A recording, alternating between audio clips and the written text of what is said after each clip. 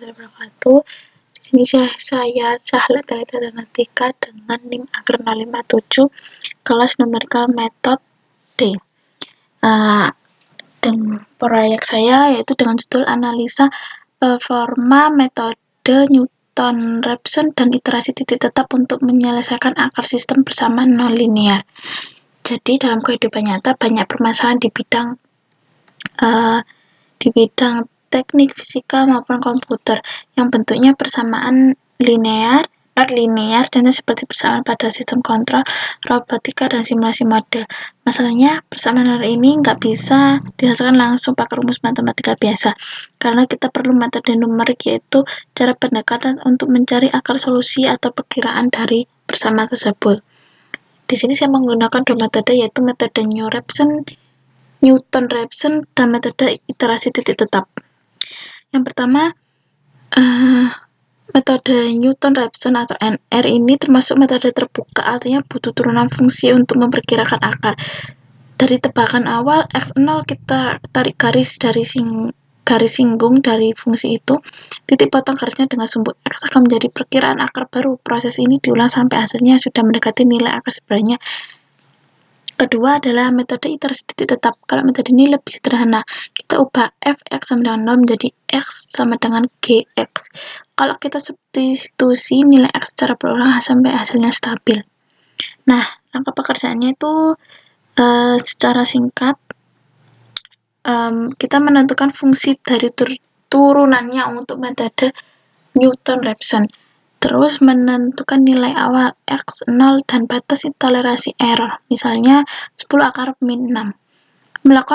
Melakukan perulangan atau iterasi sampai perbedaan antara hasil lama dan baru sangat kecil. Mencatat setiap hasil iterasi, nilai x, nilai fungsi, dan errornya. Untuk sistem dua variabel, saya menggunakan matriks Jacobian, yaitu turunan parsial dari dua fungsi terhadap dua variabel. Ini dua variabel x dan y. Nah, gimana sih implementasinya di Python?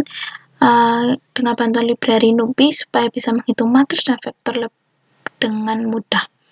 Yang pertama, singkatnya itu kita mendefinisikan dua fungsi non-linear yang akan dicari akarnya, lalu membentuk matriks Jacobian, lalu menentukan nilai awal, misalnya x sama dengan 1,5 dan y sama dengan 1.